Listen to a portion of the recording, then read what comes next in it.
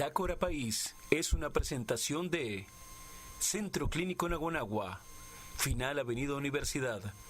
Centro Clínico Naguanagua, somos familia. Doctora Jocelyn Romero, médico cirujano, especialista en estética con posgrado en México y Francia.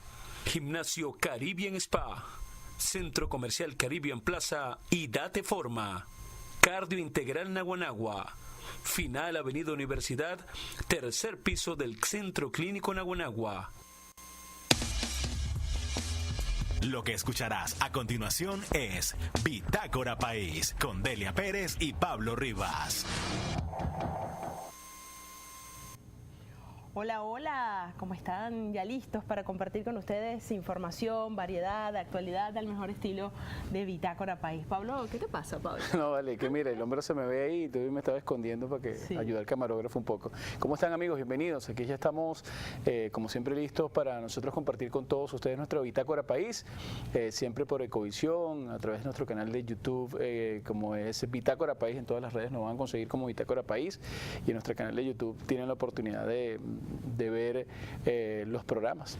Así es, bueno, hoy vamos a tener un programa súper interesante porque en esto de siempre buscar información útil para todos ustedes, uno va pensando siempre en el presente, lo que está sucediendo, el tema político, el tema económico, el tema, bueno, social como tal, y no nos percatamos que a veces hay detallitos que se nos pasan por alto con respecto a los más pequeñitos de la casa, que si los atendemos a tiempo, que si los prevenimos algunas situaciones, pues podemos quizás asegurar, garantizar un futuro más feliz, más tranquilo, más llevadero desde el punto de vista de la edad ya adulta. Para eso hoy nos acompaña la terapeuta del lenguaje Liliana Giannini. Ella, bueno, hoy va a educarnos en muchas cosas que nosotros tenemos que tener pendientes como papás, como tíos, como abuelos, como hermanos quizás, para, bueno, ir llevándoles a ustedes parte de esa información que siempre estamos hurgando dentro de todo lo que vivimos en el día a día, bueno, detalles que tenemos que tener muy pendientes, Pablo. Así es.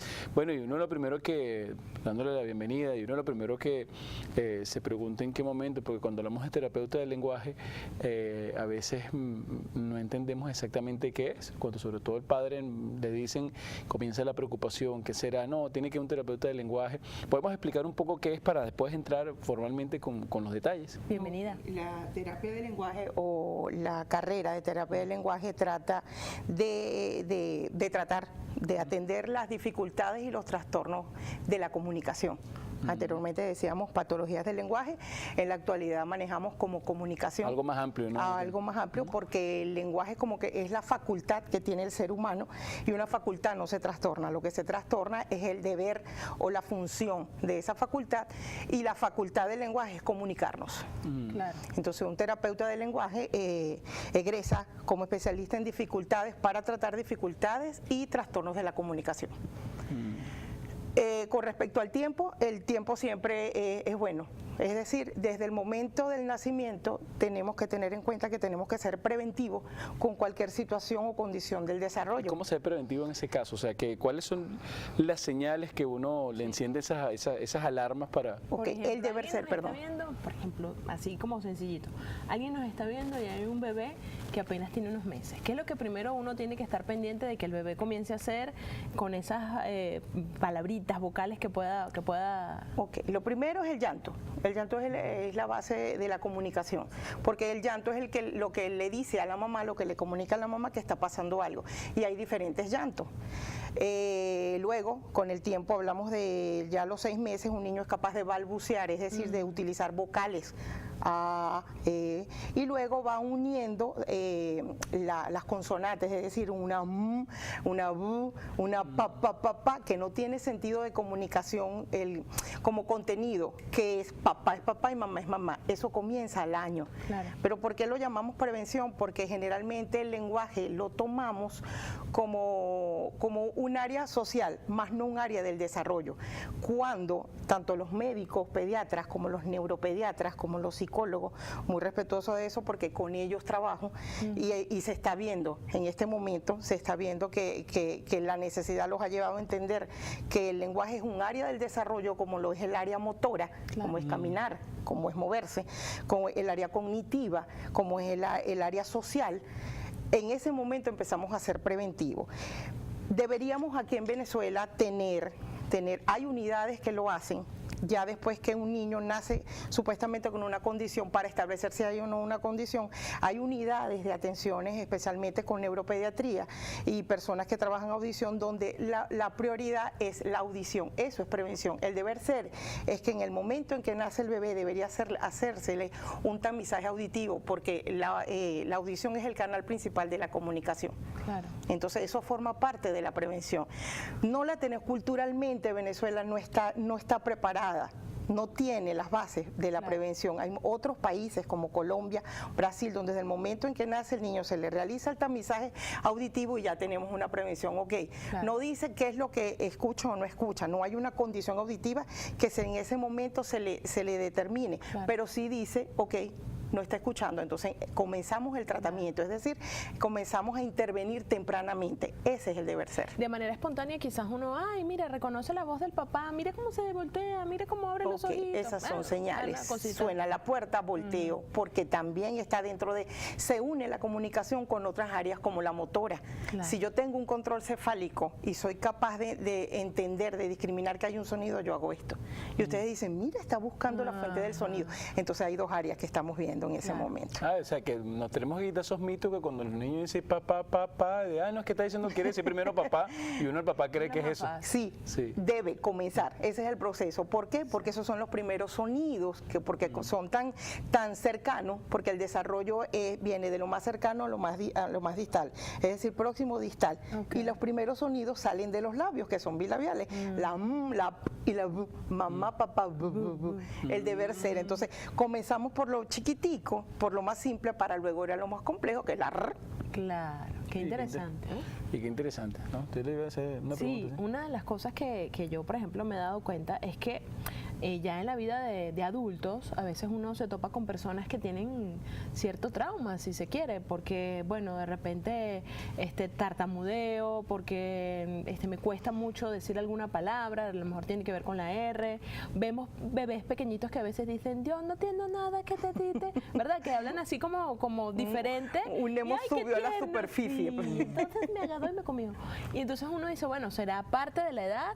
O quizás, bueno, como papás, hay que buscar ayuda de una vez, ver qué es lo que está pasando. ¿Por qué ocurre eso? Ahí entramos en la prevención. Si conocemos que el lenguaje se desarrolla desde el momento de la fecundación comienza la interiorización del lenguaje, donde soy capaz de sentir lo que mamá me transmite a nivel químico. Cuando nace, ya estamos fuera, es decir, el lenguaje es tan exacto que el primer órgano que se desarrolla completo es el oído.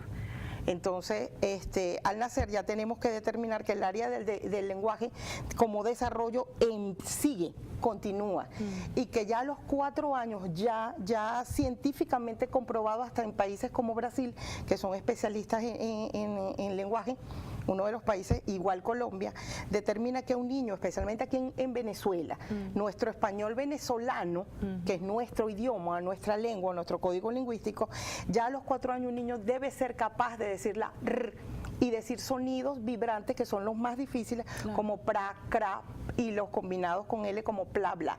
Es decir, que si un niño a los 4 años no lo ha logrado, máximo 4 años y medio, tenemos una alerta. Es decir, hay una alerta del lenguaje. Si seguimos observando tanto en internet como en libros que tienen que esperar hasta los 7 años, no. A los 7 años ya tengo una condición establecida de un trastorno, si hay alguna patología o una dificultad de la comunicación. A ver, cuando existe esa dificultad, o en el caso que no sea así, que no exista, ¿qué tanta responsabilidad tenemos nosotros los adultos, el padre, el representante? Yo he escuchado, no sé si es un mito y por eso me gustaría saber, que uno no debe hablar, ahí en cierta etapa, que uno, el papá o la mamá o el representante, le habla al niño y no le habla claro. Le dice, bueno, mi nene, no sé qué más, currinquiti, no sé qué más, le dice cualquier cantidad de cosas. Y eso afecta en algo en un momento. Si lo hace con frecuencia, por cariño, no le puede decir, ¿dónde está mi chiquitico?